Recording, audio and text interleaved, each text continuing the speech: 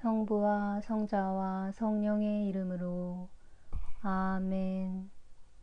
연중 제9주간 화요일 독서 기도 제1독서 욥기에 의한 독서. 욥은 언제나 정의를 따랐다. 욥이 말하였다.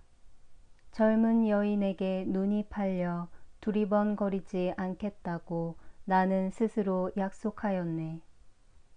하느님께서 위에서 나누어 주시는 분깃은 무엇인가? 전능하신 분께서 높은 데서 떼어주시는 유산은 무엇인가?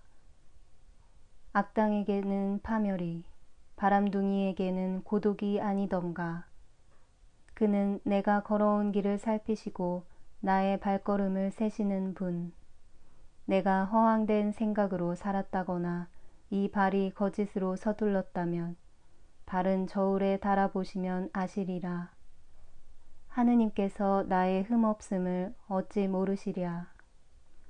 내 발길이 바른 길에서 벗어났다든가 이 마음이 눈에 이끌려 헤매고 이 손바닥에 죄지은 흔적이라도 묻어 있다면 내가 뿌린 것을 남이 먹고 내 밭에서 자란 것이 뿌리째 뽑혀도 좋겠네. 내가 만일 남종의 인권을 짓밟았다든가 여종의 불평을 묵살해 버렸다면 하느님께서 일어나실 때 어떻게 하며 그가 신문하실 때 무엇이라고 답변하겠는가? 나를 모태에 생기게 하신 바로 그분이 그들도 내시지 않으셨던가?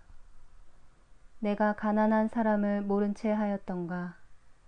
과부들의 눈앞을 캄캄하게 해주었던가?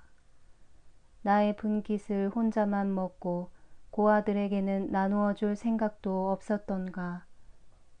아니다. 아비가 제 자식을 키우듯이 나는 그들을 어릴 적부터 키워주었고 나면서부터 손을 잡아 이끌어 주었다. 걸칠 옷 한 벌 없이 숨지는 사람, 몸 가릴 것도 없는 빈민을 못 본 채라도 했단 말인가. 내가 기른 어린 양털에 온기를 입어 그의 시리던 허리가 나를 칭송하지 않았던가. 성문에 모이는 사람들이 모두 내 편이라 믿고 죄 없는 사람에게 손찌검이라도 했더란 말인가.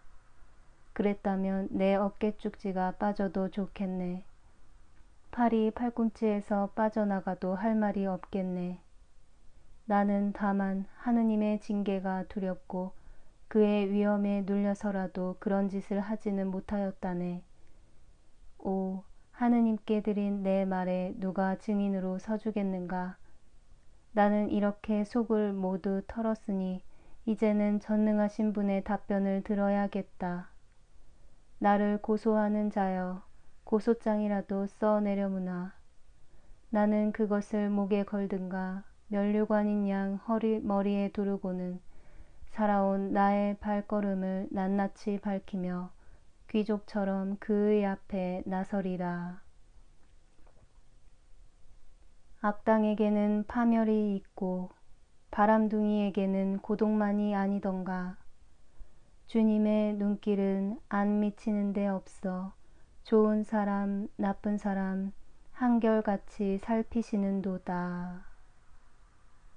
그분의 나의 걸어온 길을 살피시고 나의 발걸음을 세시는 분이 아니시던가. 주님의 제2독서 성 도로테우스 아빠스의 글에서 마음의 거짓된 평화. 자기 자신을 책하는 사람은 어떤 불편이건 손해건 모욕이건 어떤 괴로운 일이건 자기에게 닥칠 때 그것을 기꺼이 받아들이고 또 그런 것을 자기가 마땅히 받아들여야 한다고 생각하며 그것 때문에 조금도 마음 불안해하지 않습니다. 이런 사람보다 더 평화로운 사람이 있겠습니까? 아마도 어떤 이는 반론을 제기할지도 모릅니다.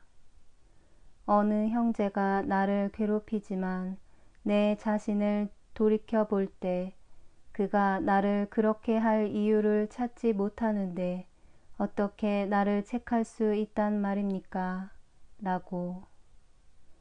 이런 말을 하는 사람은 하느님을 두려워하는 마음으로 자신을 세밀히 반성해 본다면 자기 자신에게 아무런 잘못이 없다는 점을 결코 찾아내지 못할 것이고 자신의 어떤 행동이나 말이나 태도로 그런 계기를 유발했다는 것을 알게 될 것입니다. 그가 현재 이 모든 점에서 자기 잘못을 찾지 못한다고 해도 다른 때에 그 똑같은 행동이나 또는 다른 행동으로 말미암아 그 형제를 괴롭혔거나 또는 다른 형제의 마음을 거의 틀림없이 상하게 하였을 것입니다. 그러므로 그는 그 잘못이나 다른 곳에서 저지른 다른 여러 가지 잘못들 때문에 응당히 자신을 책해야 합니다. 또 다른 이는 이렇게 물을지 모릅니다. 내가 평화 속에 조용히 앉아 있는데 한 형제가 다가와서는 기분 상하는 모욕적인 언사로서 내 기분을 상하게 했을 때 왜 나를 책해야 하겠습니까? 이 사람은 그것을 참지 못하고 자기가 성내고 불안해지는 것이 당연하다고 느끼면서 그가 끼어들지 않았거나 말하지 않았거나 문제를 일으키지 않았다면 자기가 죄를 짓지 않았을 것이라고 생각합니다. 이것이야말로 우스운 말이며 무게 없는 생각입니다. 그 형제가 그 말을 했다고 해서 마음속에 분노의 격정을 집어넣은 것이 아니고 다만 그 말이 이미 그의 내부에 있던 격정을 드러나게 했다는 점입니다. 이때 그가 원한다면 그것은 회개의 기회가 될 수 있습니다. 이런 사람은 덜 익은 밀알과 같습니다. 겉으로는 싱싱하고 반짝이지만 바스워트리면 내부에 더러운 것이 나옵니다.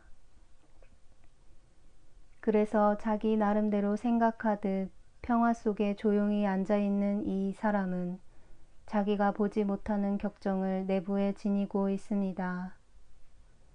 그러다가 어떤 형제가 나타나 그에게 불쾌한 말을 한마디 던지면 그 안에 감추어져 있던 고름과 더러운 것을 토해냅니다.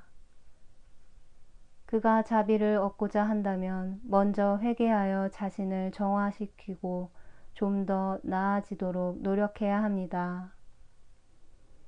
그러면 그렇게도 유익한 계기를 가져다 준 그 형제를 욕하는 것보다 도리어 감사해야 한다는 것을 깨닫게 될 것입니다. 이런 사람에게 앞으로 유혹은 큰 문제가 되지 않을 것입니다.